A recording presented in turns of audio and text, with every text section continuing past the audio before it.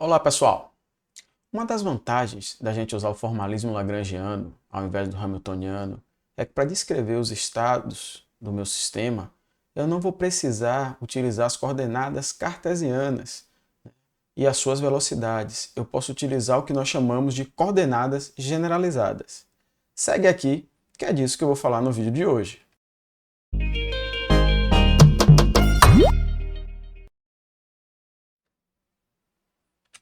Bem, pessoal, então o que são essas coordenadas generalizadas, né? Vamos começar imaginando o sistema com n partículas, tá bom? Eu vou descrever as posições dessas partículas através de suas coordenadas cartesianas, que eu estou chamando aqui de x, alfa, i. Tá bom? Onde alfa são os índices que vão contar as minhas partículas, de 1 até n, e i são os índices que vão contar as componentes cartesianas dessas coordenadas, dessas posições.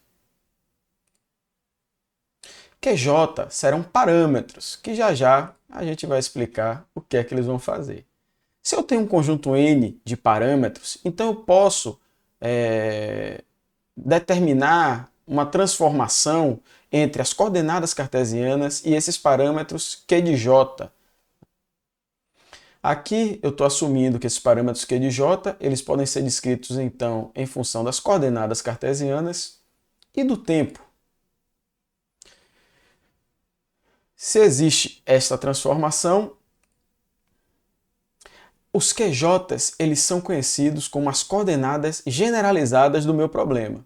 Coordenadas generalizadas, então, vão ser parâmetros em que eu vou poder descrever as minhas coordenadas cartesianas em função deles. Tá bom?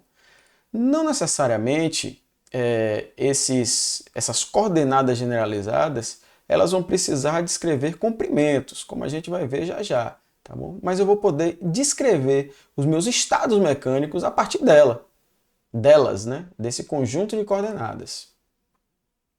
Como eu tinha falado, essas coordenadas generalizadas, esses parâmetros, eles podem ser, por exemplo, associados a ângulos, que a gente associa a uma quantidade adimensional, usando radiano para descrever ele, né?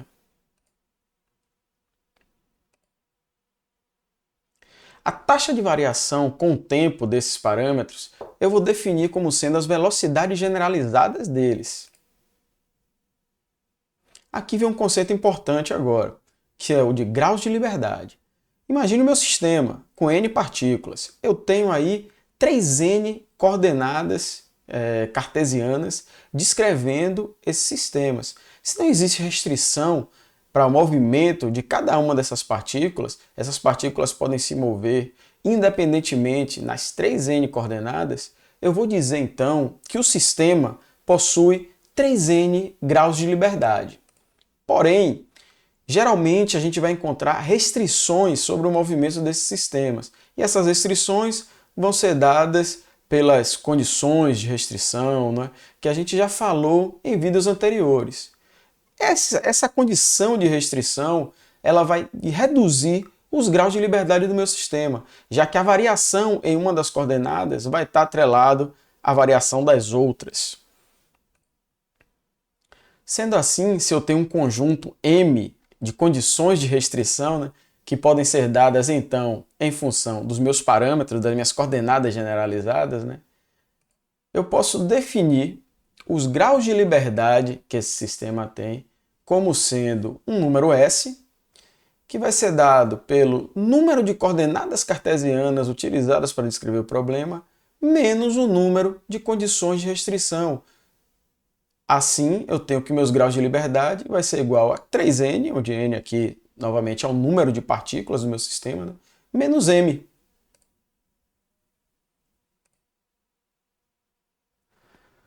Se eu tenho um conjunto mínimo de parâmetros independentes, né, de coordenadas generalizadas, no caso aqui um conjunto com S, coordenadas generalizadas, onde S é o meu número de graus de liberdade, eu digo que esse conjunto de parâmetros é um conjunto próprio de coordenadas generalizadas. E com esse conjunto próprio, eu posso descrever a dinâmica do meu sistema.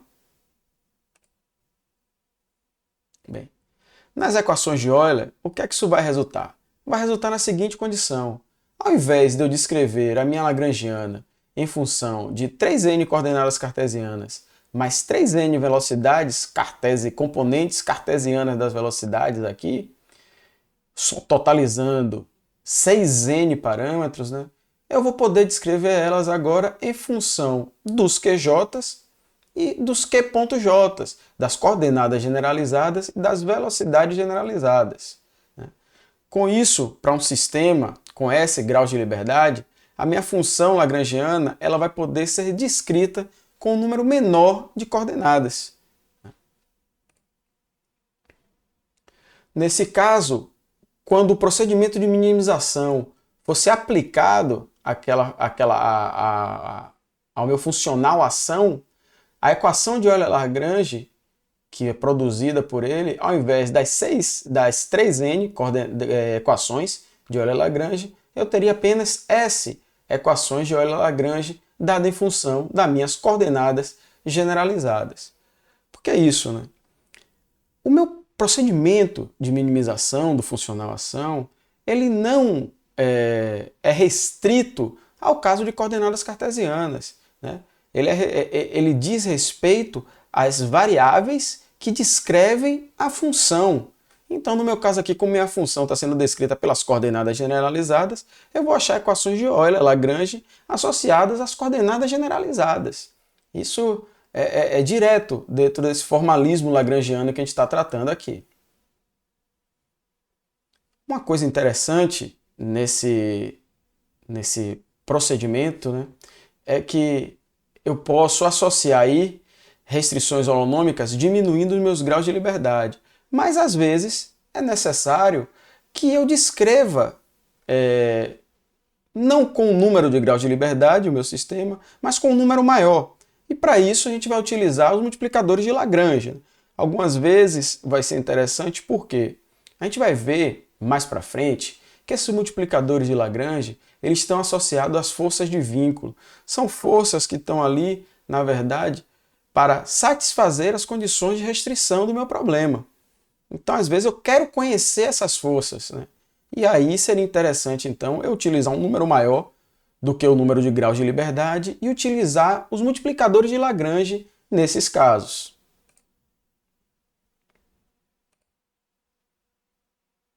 Quando a gente escolhe um conjunto adequado de coordenadas generalizadas, isso pode simplificar a descrição do meu problema, a interpretação dele. A interpretação pode ser mais direta, dependendo de um conjunto próprio adequado que você esteja construindo ali de coordenadas generalizadas, né? Vamos tratar um exemplo, que é o exemplo do pêndulo simples, né? A gente já resolveu esse sistema, né? Esse modelo teórico a partir do formalismo newtoniano. A gente vai ver aqui agora como é que funciona nesse formalismo lagrangiano. Então a gente tem aqui a energia cinética do pêndulo, dado nas coordenadas, nas velocidades, nas componentes x e y, né? É um movimento bidimensional que esse pêndulo faz, né? E aqui está a minha energia potencial, que é dada pela altura, que vai ser dada pela coordenada y aqui. Então eu posso fazer uma mudança de variável, onde eu vou chamar x de L seno de θ, e o meu y vai ser L menos L cosseno θ. Observe que aqui eu estou escrevendo x e y em função de dois parâmetros, o parâmetro L e o parâmetro θ. Assim sendo, eu posso usar Lθ como minhas coordenadas generalizadas, né? Que elas vão ser dadas em função do x e y por essas expressões que vocês estão vendo aqui agora. Porém, esse sistema ele possui uma condição de restrição. O L, que seria o comprimento do pêndulo, ele é mantido constante, né? Então, eu só tenho um grau de liberdade aqui, que vai ser dado pela minha coordenada generalizada θ. Então, minha lagrangiana escrita em função de Lθ, onde L é uma constante aqui, né? Vai ser dado dessa maneira agora. Se eu tomar as derivadas em θ e θ ponto, eu encontro isso daqui, né? Aqui não depende de θ, só depende de θ ponto. Então a derivada em θ vai me dar aqui o primeiro termo é uma constante, vai me dar mgl, a derivada do cosseno é menos seno, tá aqui, ó. Se eu derivar em θ ponto, o potencial não depende da minha velocidade generalizada, somente a minha energia cinética aqui neste caso. Então eu tenho que dl de θ ponto vai ser ml ao quadrado θ ponto. Substituindo isso nas equações de Euler-Lagrange, eu tenho aqui ml θ ponto, derivado no tempo, vai me dar ml ao quadrado, θ dois pontos, menos a derivada em θ da Lagrangiana, que eu já sei aqui. Ó. Rearrumando essa equação, eu tenho que θ dois pontos mais g sobre L vezes seno de θ é igual a zero, que é a mesma equação que nós encontramos utilizando o formalismo newtoniano. A partir daqui, a gente pode realizar aproximações, por exemplo, para aberturas pequenas, de tal forma que o seno de θ seja aproximado pelo meu θ, e eu descrevo aqui então a equação do movimento harmônico simples, né? Que é um movimento que a gente já discutiu aqui no curso e que deu origem lá ao estudo de osciladores, como a gente já discutiu, como a gente já apresentou aqui no curso. Bem, pessoal, neste vídeo nós apresentamos para vocês o conceito de coordenadas generalizadas. Esse conceito de coordenadas generalizadas ele é importante dentro do formalismo lagrangiano porque isso pode simplificar tanto a descrição quanto a interpretação do meu problema, se eu escolher um conjunto adequado de coordenadas cartesianas. Espero que vocês tenham curtido o vídeo, nos vemos nos próximos e até lá!